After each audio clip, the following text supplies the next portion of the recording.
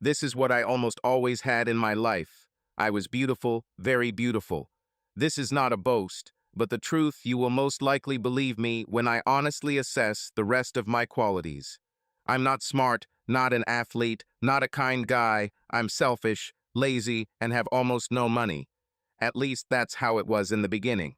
Most of what I achieved in life was solely due to my symmetrical, angelic face, wavy blonde hair, and a tall, slender body that looked good but didn't enjoy physical labor or sports.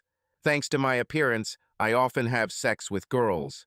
However, I had very few long-term relationships because as soon as a female girl realized that I was not very smart, kind, or hardworking, her fascination with my appearance would disappear and she would leave me. One time I really tried, and one girl even fell in love with me, perhaps really did for 6 months. Then she found out that I was cheating on her, even though we were supposed to be in an exclusive relationship, and she left me. I finally somehow grinded out an associate's degree in business from a local college, although it took 3 years and I probably had the lowest GPA of anyone to ever graduate from that institution. When I started looking for work, I realized that looks don't matter to guys. Employers are interested in what you can do, not how beautiful you are. By the time I graduated from college, I had almost used up the inheritance my grandfather left me before he died. My parents weren't wealthy and didn't want to help me, and I was desperate to find some kind of paid work. So I started visiting offices in person and handing out resumes in an attempt to get an entry-level position. For 6 days in a row, I was rejected everywhere. On the seventh day, I finally got lucky, and it really was pure luck. I was at the check-in desk in the luxurious lobby, handing over my resume. All the female receptionists were always polite to me because of my appearance, but they never made any hiring decisions. Right after me, a courier entered the lobby with a very awkward box that said "Fragile" in big red letters. As the courier was putting down his cart, the box tipped over. It's not that I specifically tried to catch her, but she fell on me and knocked me down, but I softened her fall so that I didn't hear the sound of the contents breaking. Of course, this incident caused a commotion in the office, and several people came to help lift the box off of me. The delivery guy was very apologetic, and several people asked if I was hurt. One of those present looked like a boss, which was confirmed when everyone began to make way for him when he approached after things had calmed down a bit. At least two people called him Mr. Williams, and the door said Williams Securities, LLC. I thought he looked like a boss because he was wearing a striped three-piece with a monogrammed shirt, a silk tie, polished shoes, and a jeweled watch. He looked to be about 40, handsome, with perfectly cut black hair with soft gray streaks at the temples. He was about 6 feet 2 inches tall, like me, and he probably weighed the same as me, about 180 pounds. "Did you help deliver our new server?" He asked me, not accusingly, but not particularly politely either. No, sir," I replied, immediately adopting a submissive pose. "I just bought my resume in case you have an opening for an entry-level position, and it looks like I was in the wrong place when the box dropped." He looked past me at the two computer guys who had already pulled what I assumed was a new server out of the box, while the confused delivery guy looked on. "Is there any damage?" Williams asked the computer scientists. "It seems not, Mr. Williams, but we will definitely know by the end of the day," one of them answered with a slight runny nose. "Well, don't sign the invoice until you're sure," Williams responded. "But we needed this server yesterday, so let's hope that everything is in order." Then he turned to the courier and added sharply, "Let someone from your company come tomorrow, and we will tell you if there is damage. And if there is, get ready for trouble." The courier simply nodded and left with his tail between his legs. While all this was happening, I just stood there. Williams turned to me again and asked, "What is your name?" "Brett Saunders," I answered. "Well, Brett, since you may have saved the server and saved us a lot of time and effort, I can at least take your resume," Williams said, holding out his hand for a copy rather than shaking mine.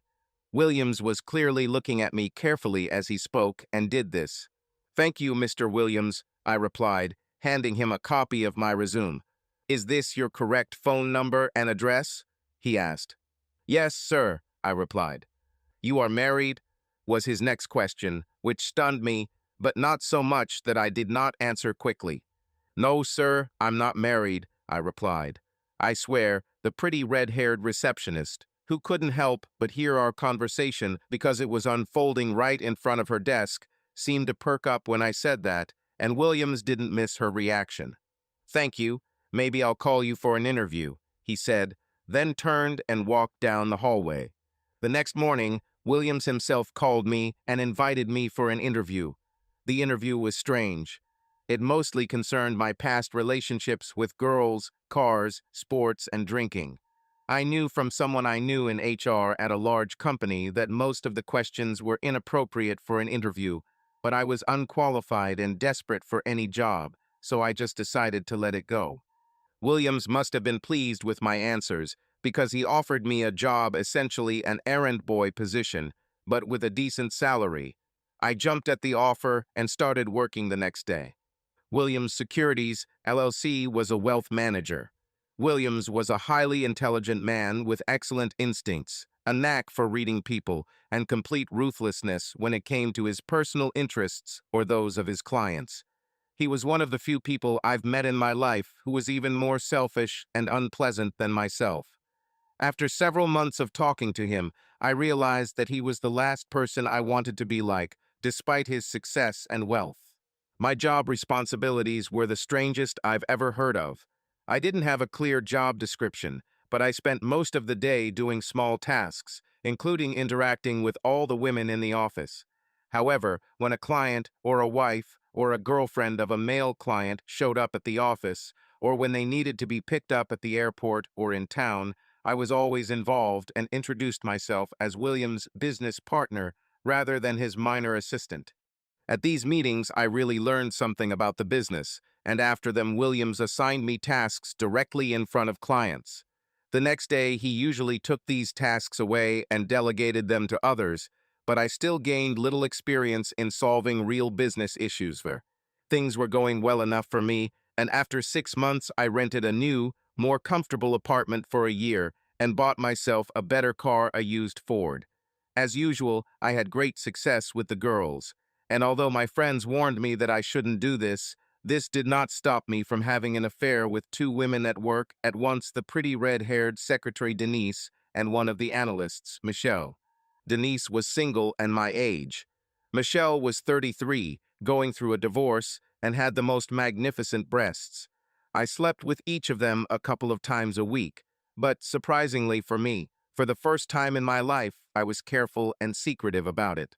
In his 7th month at Williams Securities, Williams, whom I always called Mr. Williams, except when introducing myself to female clients or clients' wives, in which case he instructed me to address him as Jerry, called me into his office around 10 in the morning.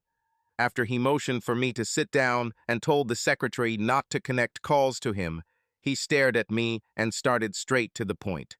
Brett, I've been watching you closely for the past 7 months. Do you want to hear my assessment? To be honest, I wasn't sure I wanted to hear it, but I didn't want to tell him directly, so I blurted out. Of course, Mr. Williams. You will never succeed in business. You are not smart and hardworking enough. You have no business sense. However, you are incredibly talented at eliciting positive reactions from women. In fact, it's hard to believe that you managed to get that cold bitch Michelle into bed, with whom nothing worked out for me, he said completely calmly. These words struck me to the core for several reasons. The main ones were, how did he know I was sleeping with Michelle? He's married and the photo on his desk makes his wife look amazing.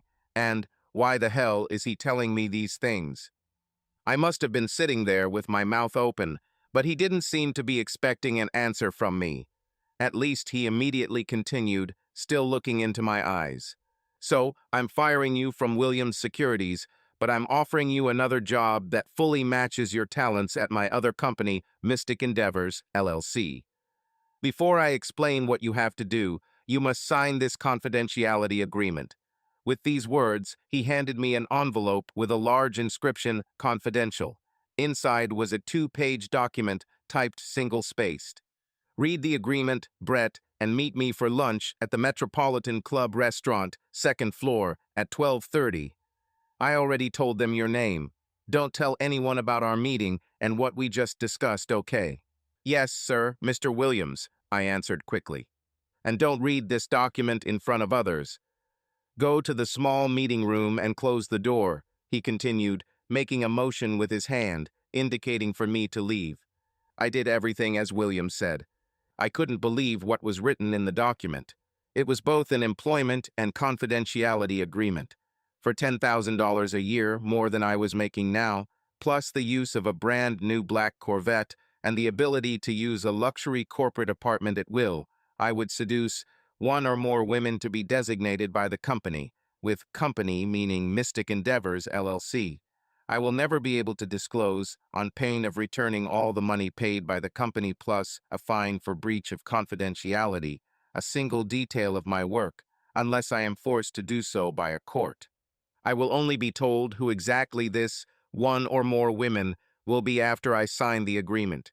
I will have to make best efforts to seduce them and report my progress to the company once a week. I was still in shock when I showed up at the Metropolitan Club at 12:28. Williams was already there, sitting at a private table in the far corner of the luxurious second-floor room. The maître d'hôtel quickly escorted me to him. Having ordered a martini for himself and an imported beer for me, Williams did not waste time. Well, will you sign a confidentiality agreement? One thing I didn't tell you before. You're going to be fired from Williams Securities whether you sign it or not. To be honest, this was the only thing I expected from this whole situation. I wasn't in a position, with my apartment rent and car payments, to refuse, although I probably would have taken this new confidential job anyway. I think I'll sign, Mr. Williams, but I would like to know who exactly these one or more women are. Sorry, but you'll only find out after you sign, he said, handing me a cross pen as the waiter brought our drinks. As I picked up the pen, Williams ordered us lunch. 2 lobsters, he said to the waiter.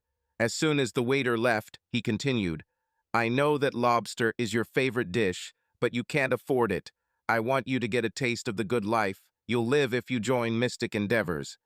How the hell did he know that lobster was my favorite food? Flashed through my head. Williams noticed my surprise. I know more about you than you think, Brett.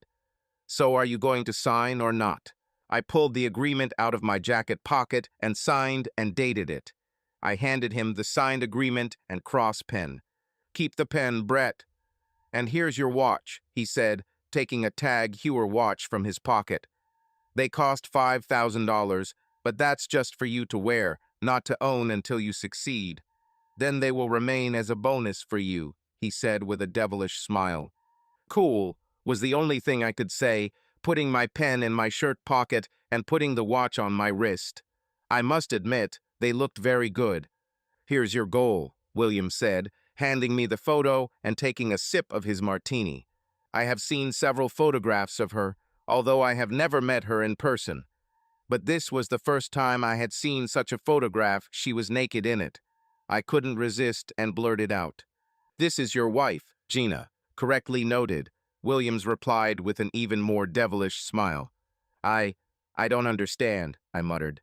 I'm not particularly committed to long marriages and fidelity, Williams replied calmly. This is my third wife. We've been married for 4 years, and although she's a great partner in bed, it's time to change the model. But according to the prenuptial agreement, if I just divorce her, she will get 10 times more than if I can prove her cheating. You have to make her change. Wow, was the only thing I could say. Williams spoke almost non-stop for the next 35 minutes, pausing only to chew the lobster. Despite my love for this seafood delicacy, I was in a kind of fog while he bombarded me with dozens of facts and tips, so I didn't even taste the dish as I would have liked. In short, Williams said that my appearance was her type, as demonstrated by her last 2 boyfriends before marriage. She has high sexual needs, and he basically deprived her of sex for a month, so she should be prepared. However, you need to take it slow, with the goal of sleeping with her in 3 to 4 months. It would be easier if I could get her to drink 3 glasses of wine within an hour, although she carefully monitors her alcohol intake and also do not use any prohibited substances. She likes material things and flattery, so I need to be generous with compliments, and if I need to buy her jewelry or other gifts, let me tell him, and he will give me money. At the end of lunch, he handed me a dossier with more information about her, including her age and background, his guesses about how she spends her days, and the topics she likes to talk about. The file also included a 4-month guest card for his country club. His last words were, "Take this dossier to your apartment 10 minutes after I leave the club. Leave your watch and pen at home, and then come to the office, where I will fire you in a pleasant but firm tone." I did as he said, vacated my desk that same day, and never showed up at Williams Securities, LLC again. In preparation for my meeting with Gina, I decided that I would be successful enough to receive the $50,000 bonus provided by the confidentiality agreement. The bonus was if I slept with Gina, obtained evidence, and testified at a hearing or trial, while denying any collusion with Jerry Williams. After doing a little research, I learned that Mystic Endeavors, LLC has no official affiliation with Williams. And maybe she will turn out to be an excellent lover, I chuckled smugly to myself. She looked amazing in that naked photo Williams gave me. For the first 3 real work days, I couldn't find Gina Williams at all.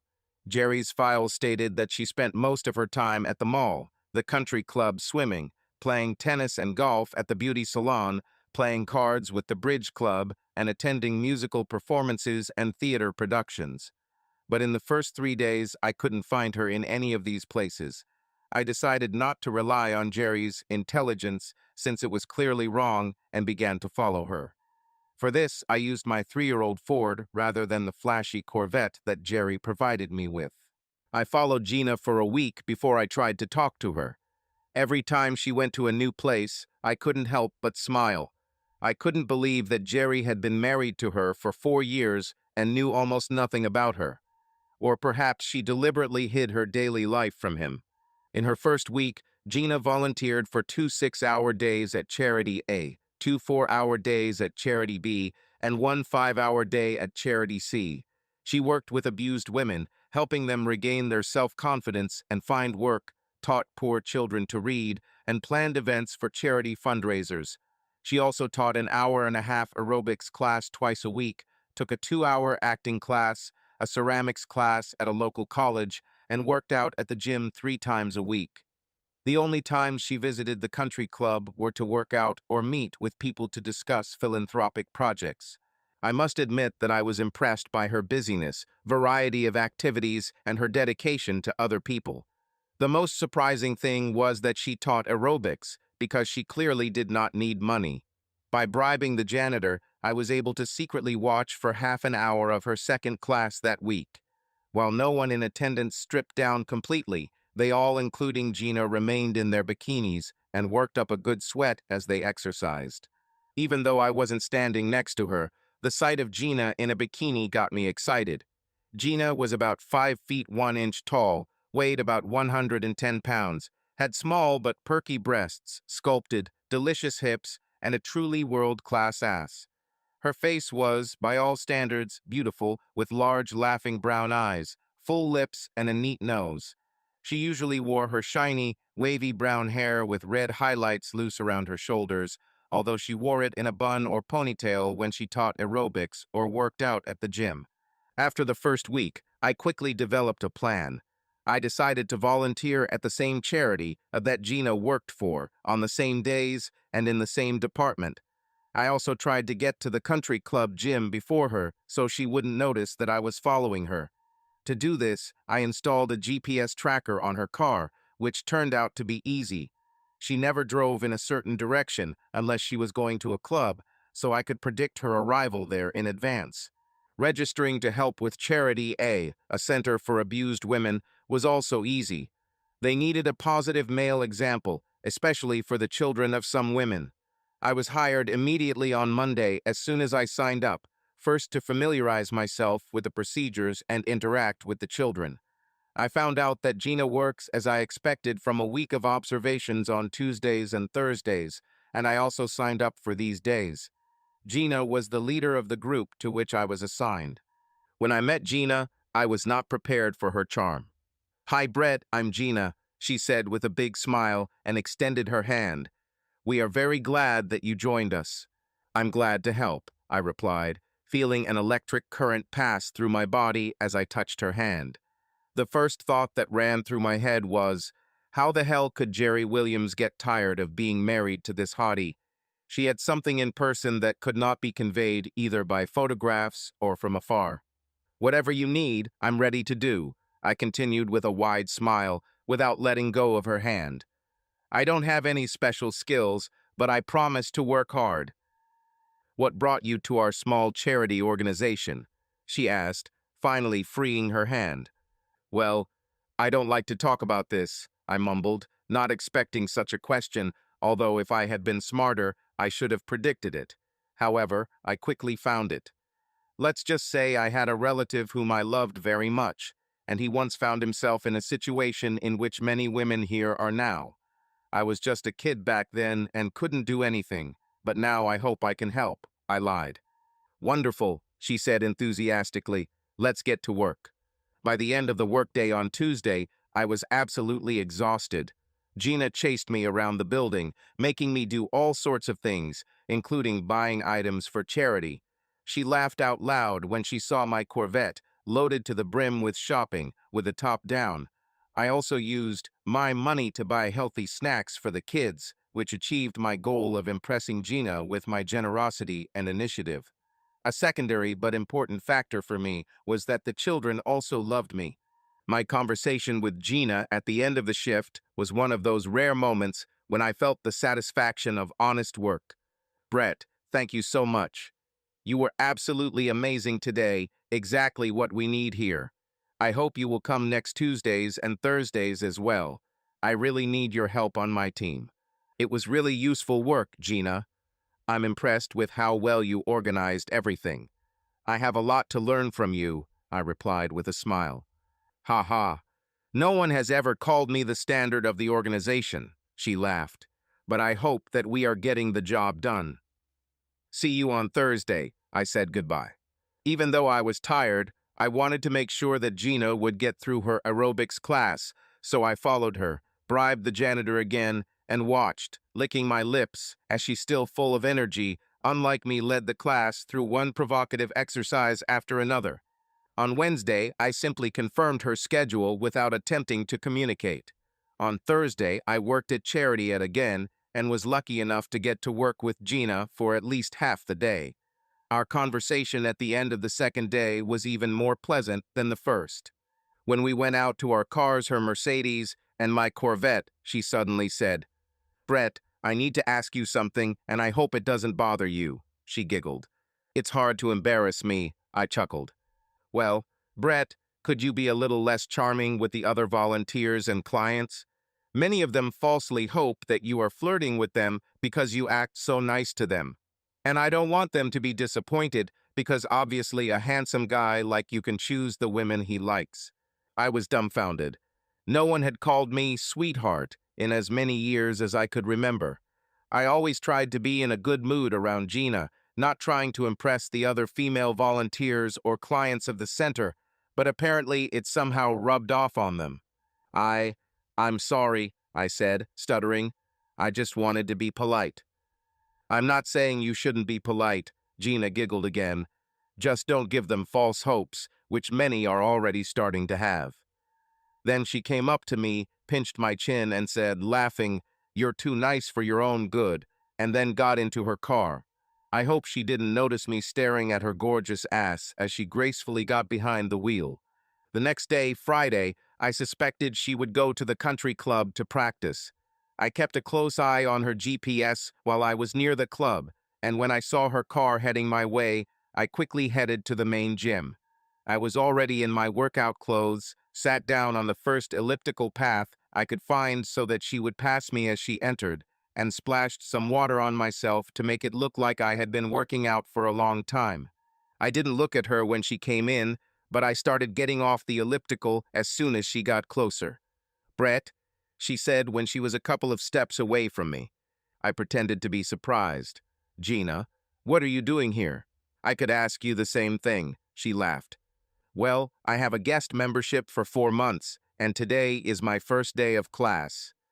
I need to get in shape to cope with all the tasks you give me on Tuesdays and Thursdays, I laughed.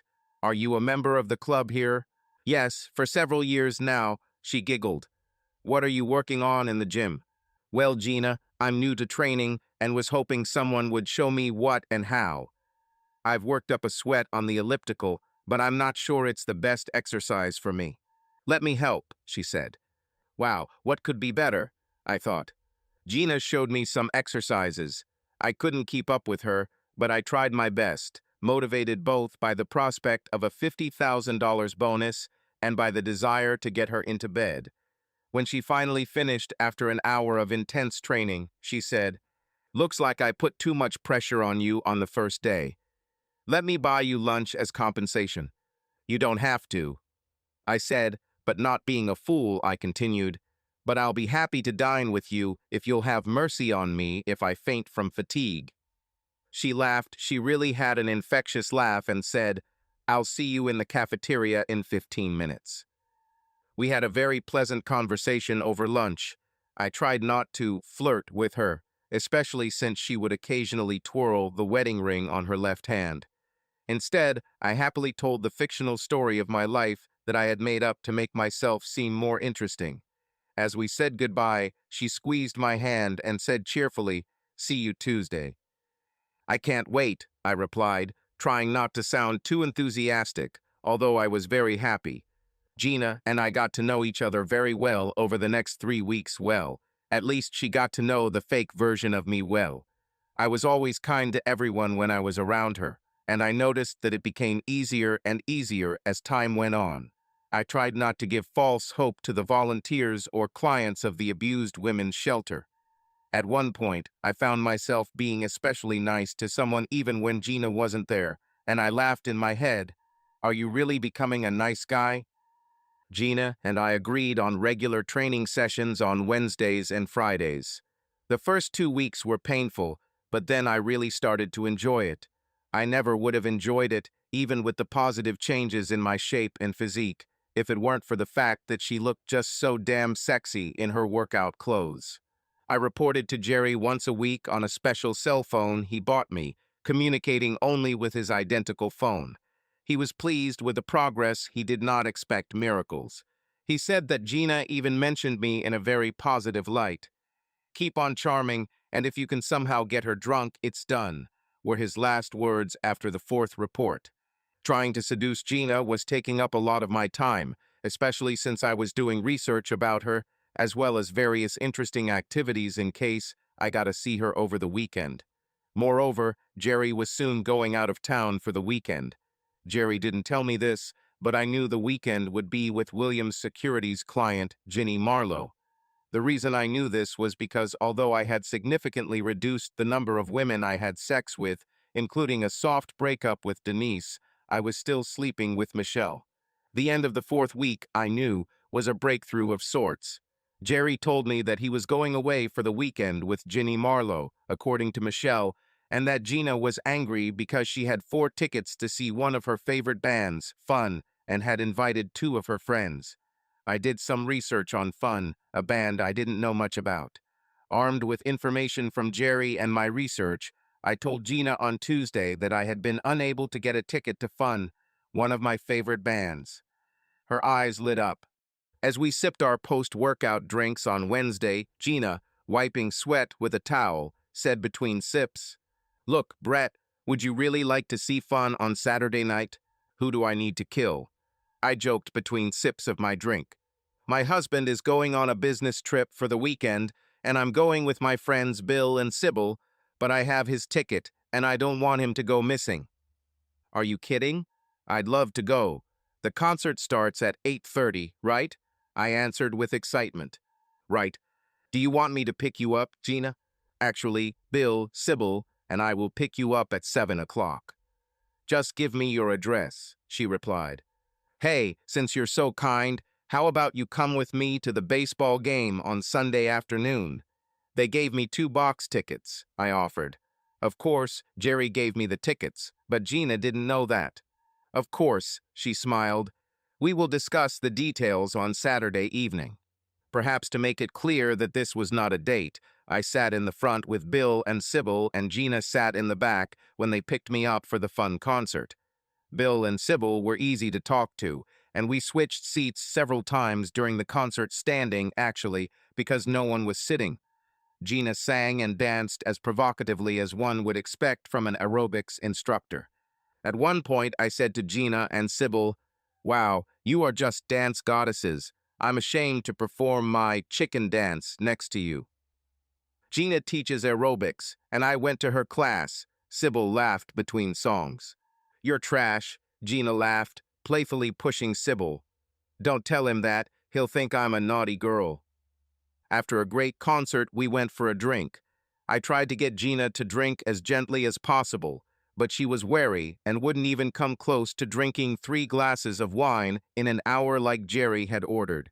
She was clearly on alert. But Bill got drunk. He turned out to be a very friendly drunk. While Gina and Sybil were in the toilet, he hugged me and, slurring his tongue, said, "You know, Brett, you're a great guy. Too bad you're not married to Gina instead of that asshole Jerry. Have you met him?" "No, I haven't," I lied. "So, he doesn't value Gina as much as he should, and she deserves better. Sybil has been telling her for a long time to divorce that asshole. Maybe you can help," he continued. "How?" I asked, but Bill didn't have time to answer because the girls had just returned. Given Bill's condition, I had to drive his car as we left the bar. I drove Gina first. There was no kiss, but there was the first real hug. Then I dropped myself off, and Sybil, who was already sober, drove herself and Bill home. On Sunday, Gina and I had a wonderful time at the stadium, and then went out for a light dinner. I received another hug before Gina got out of my Corvette. I felt good, but only because Gina was fun. I had never followed a woman this long before without trying to seduce her, but this time I was careful because there was a $50,000 bonus on the line, and I felt like I couldn't rush Gina. I was still mulling over several different seduction strategies when I arrived at the shelter on Tuesday. I arrived a little early, but Gina was already there, arguing with a huge man in the doorway. This guy was at least 6 feet 4 inches tall and weighed at least 250 pounds. He was angry, drunk, or both. I quickly assessed the situation. It was clear that this man was the husband of one of the women who had been abused. I assumed it was Cheryl's husband as she stood nearby, frozen in fear, with her 6-year-old daughter hiding behind her. When I came closer, this thug roughly pushed Gina aside. I was not a fighter all my life. I avoided conflicts at all costs. However, seeing Gina being pushed around broke something in me. I grabbed this huge guy's hand as he walked toward Cheryl. "Hey, buddy, you don't belong here," I shouted. "Leave, otherwise I will call the police." I barely had time to utter the word police before he swung his arms and shouted, "Fuck you," and hit me. There was a fight. Apparently someone had already called the police, because when I finally got to my feet, with the help of Gina and Cheryl, 3 cops as big as the guy were already handcuffing him and hauling him to his feet. 10 minutes later, I had recovered enough to be interviewed by Detective Ormond. Detective Ormond suggested that I go to the hospital. At first I refused, but after seeing how concerned Gina was about my condition and how much she cared about me, I decided that pretending to be more seriously injured might help me achieve my goal. So I let her drive me to the hospital, and on the way there, I purposely said incoherent things. Gina was a real powerhouse when it came to getting the doctor in the to see me as quickly as possible. Of course, she couldn't go into the examination room with me. The doctor declared me generally healthy and advised, "Just rest the rest of the day. Here's a prescription for 4 Percocet tablets for pain relief. You won't need any more, and stop taking them if the pain becomes unbearable." "Thank you, doctor," I said, accepting the prescription. Of course, Gina was very worried, and I exaggerated my injuries much more than they really were. The doctor gave me a prescription for Percocet and said I should rest. "I don't want to be a burden, Gina, but could you take me to the pharmacy and then home?" I asked. "It's a burden. she exclaimed. "Are you kidding? You are my hero. You saved Cheryl and her little girl. I will do anything to take care of you." Those words were music to my ears, and I'm sure my smile turned sinister when Gina pulled out behind the car and couldn't see me. When I got the prescription, I pretended to take one of the pills in front of Gina, even though I didn't actually intend to take them, but just wanted to use them as an excuse for what I would do if she rejected me. I pretended to be half asleep when Gina brought me to the apartment Jerry had given me and asked her to take off my clothes so I could sleep. Holding on to Gina's shoulders, wearing only my boxers, I gave her a stupid smile as she tucked me into bed. "Gina, you are the sexiest woman I have ever met. I love everything about you. You have an amazing personality, a perfect butt. You are kind and so beautiful," I said, and with these words I kissed her. At first she resisted, but then she gave in. When I finally let her go, she said, "Brett, that's just your pain pill talking." "No, Gina, it's not like that. You are so amazing." "Brett, please, let's stop." "Please, Gina." We made love. When we woke up, it was already past 6 o'clock. "Oh, damn," Gina giggled. "I need to meet Jerry at the restaurant at 6:30, and I still need to change." "Is this the same Jerry who ditched you this weekend?" I asked, gently holding her chin and looking into her eyes. "I want you more than him. I need to figure out if the best sex I ever had was because of you or Percocet," I said with a grin. Gina kissed me passionately. "I would love to, but I can't," she moaned in a tone that made me believe her. "You know what?" I continued, not going to give up until I achieved a triple victory in sex. "I have a disposable phone, which does not display the number in the identifier, only the private number. Give me Jerry's number, and I'll call him pretending to be Detective Ormond. I guarantee it will work."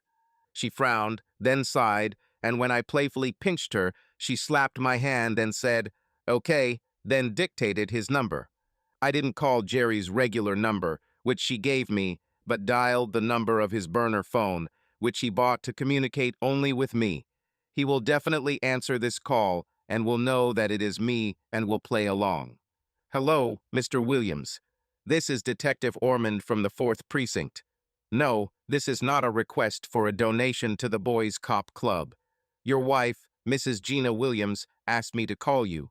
No, she's fine, not hurt or in trouble. The reason I called is because there was an incident today at the place where she was, and she is an important witness and is testifying. I expect her to finish in an hour or an hour and a half. Yes, she has her own car in the parking lot, but she says that she will not be able to come to dinner and will meet you at home. Yes, I assure you that she is fine. She is helping us a lot in the investigation, a true patriot. Yes, I will tell her your best wishes." Of course, the entire conversation Jerry said virtually nothing other than, "She's there and you're having sex with her, right? Wow," and the like. When I hung up, I smiled broadly at Gina. "Wow, you sure are the devil," she giggled. When she left, completely disheveled, about an hour and a half after I called Jerry, I gave her a kiss. This sex was so much better than anything I've ever had that it was like a new experience. I admired. I was absolutely serious. "It was magical," she replied, with a tear in her right eye. I wiped away a tear. "When will I see you again?" I asked. "We'll talk about it after training tomorrow, hero," she replied. She quickly kissed me on the lips and left. The next day, I was very pleased when Gina did not express the slightest regret or worry about the future. "I see no reason not to have sex with you, Brett. I no longer love my husband and am now considering how best to divorce him. However, it is extremely important that he does not find out anything about us. Can you be completely secretive? This is a necessary condition. Damn it, of course. I'm ready to do anything for you, and that's not a problem. I know how to remain silent," I answered seriously. Thus began the best sexual period of my life. I turned down all the other women at that point. It was mostly Michelle. I parted with her on the best possible terms. She wasn't in love with me. She just liked sex with me. But I told her I'd be back in the saddle in a few months if she didn't mind. Gina and I would see each other an average of 4 times a week for our sexual adventures. I downplayed my progress in reports to Jerry. I told him that I slept with her a couple of times, but that I wanted to get good pictures. I kept sending him bad or average pictures to keep him calm. I didn't want to go through with it because even though it seemed impossible after our first experience, sex with Gina was only getting better. Finally, the moment came when I had to complete the case if I wanted to receive my $50,000 bonus. I made some adjustments to the photos I sent to Jerry and met with him and his lawyer. Jerry said he would file for divorce and morality on Monday. My last date with Gina was scheduled for Sunday. I was determined to make it special and asked Jerry to go on a business trip so I could finish it off beautifully. He agreed easily, apparently because he wanted to spend time with Ginny Marlowe. This Sunday, I took Gina to a nearby 4-star resort. We swam, got a couple's massage, took a walk in nature, and had sex all day. We fell asleep in each other's arms, completely and utterly satisfied. Gina called me in a panic on Monday evening. Brett, this afternoon Jerry served me with divorce papers and made a demand under the moral clause of the prenuptial agreement. You didn't tell anyone about us, did you? What? Did he do it? What a bastard. No, I didn't tell anyone anything. I swear I didn't notice anyone following us or any suspicious activity when we were dating. Are there any details in the documents? I replied, feigning shock and concern. No, but the papers mention that my lover is designated by the initials BS. He must know about you, she shouted. Did you sleep with anyone else while you were married to him? I asked, feeling guilty for this question because I knew that she did not do this, but I asked it to hide my role. Hell no, she screamed. Are you even asking me this after we've become close and what we mean to each other? Of course not, I answered calmly. I just thought maybe it was before we met, because you were unhappy with him for a long time before we started our relationship. We continued our conversation, which ended with Gina saying, Brett, I think we should stop talking until things calm down. I agreed, Gina. No more contact except for possible messages from you or your status lawyer. Do you have a good lawyer? He's a real shark, she answered hotly. I wrote down his name, and that was the end of our conversation. A few days after our last conversation with Gina, I met with Jerry's lawyer. I told him I slept with her 6 times, actually it was closer to 60, but there was no need for him and Jerry to know that. I named the places and times of our meetings and provided photographs. You know, these photographs are not as clear as I would like, he said. I didn't want her to suspect anything, I answered. Jerry can confirm that it's her. Jerry says it's definitely her. I just want to be 100% sure, the lawyer muttered. It was hard for me to give up on Gina. I really missed her, not just the great sex, but also her as a person. Luckily, I met Michelle again. While I certainly enjoyed sex with her, it wasn't the same. I felt some kind of emptiness and apathy that I could not explain. Michelle even asked me about it once. I had other motivations for getting back together with Michelle other than sex. I received valuable information from her. I sent Jerry 2 emails asking, when will I receive my $50,000 for my testimony? In both cases, he replied, after I hear them in court or during interrogation, not before. I guess when you have money and influence like Jerry Williams, you can speed up the course of justice. An evidentiary hearing was scheduled 10 weeks after Gina was served with the papers. I met with Jerry's lawyer 2 days before the hearing. I'm surprised they never took a statement from you, Brett. I had to call you a lover. I think it was a bad strategy on their part, he told me.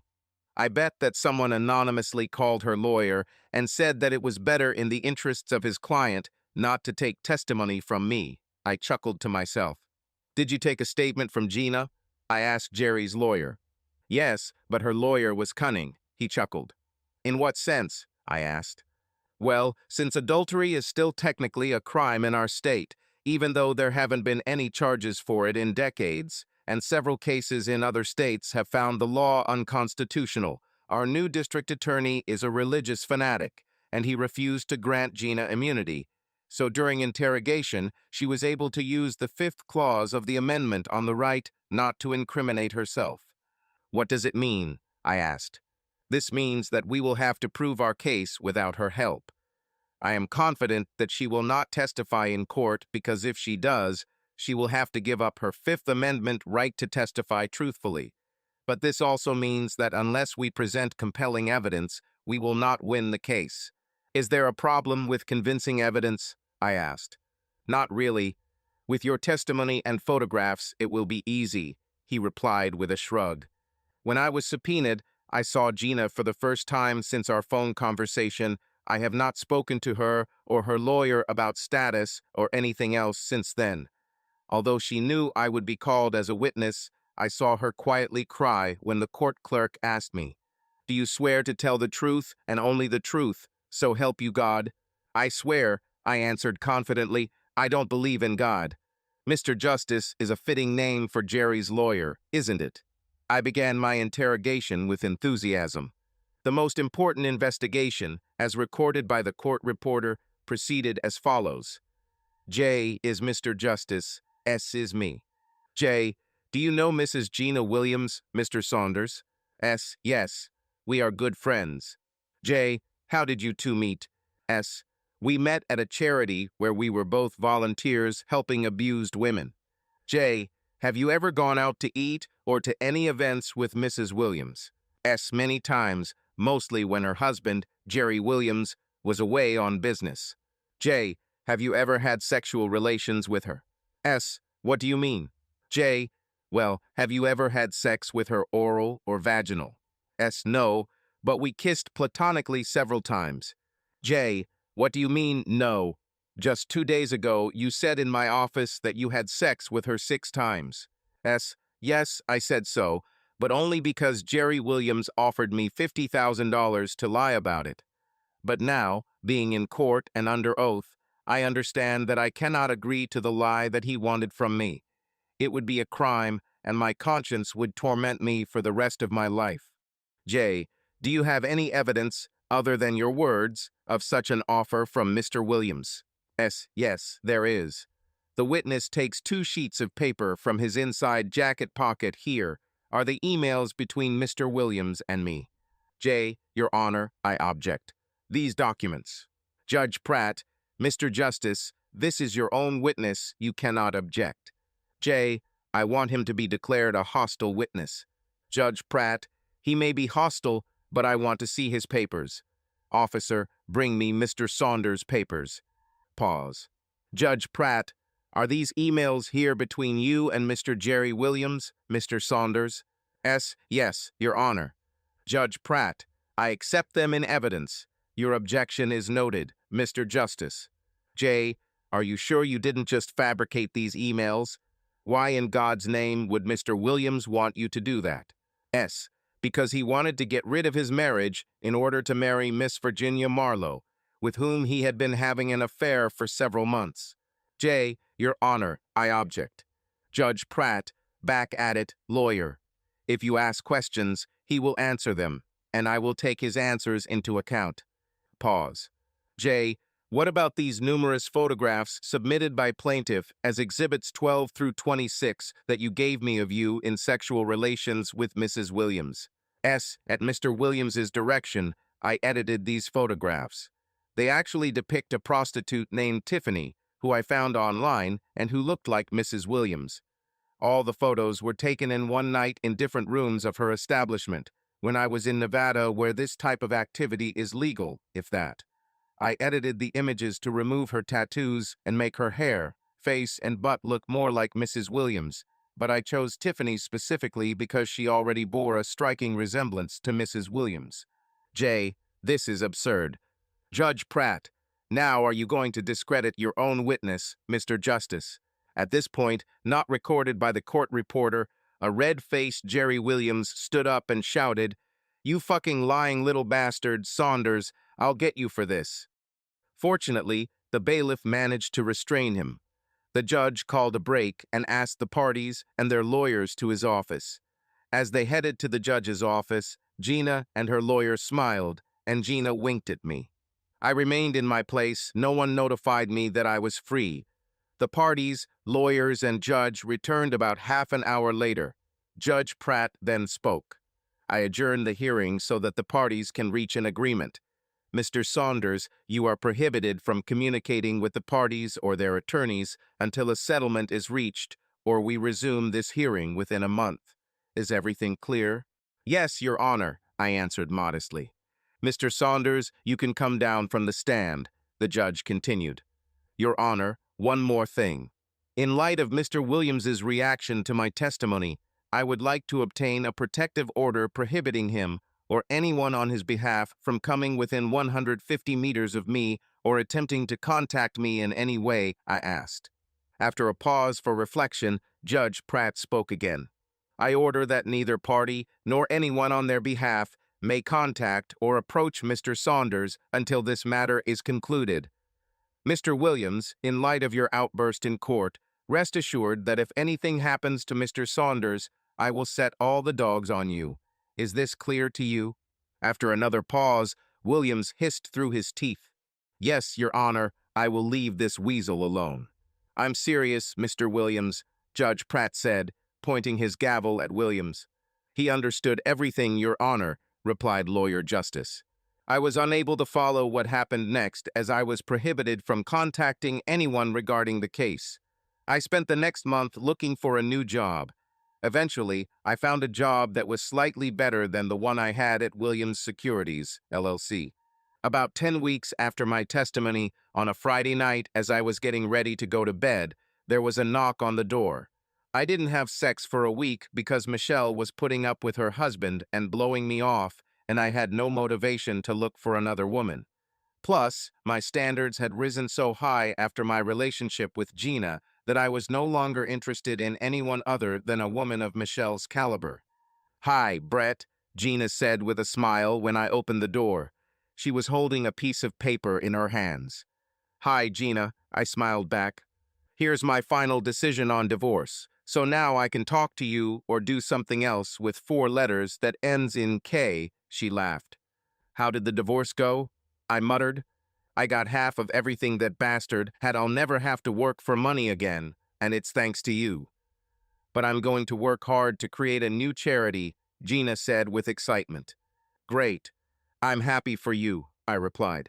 You should be happy for us, buddy, because you're coming with me. Tonight, I'm going to pick up where we left off and move on, she giggled. She was only wearing a raincoat.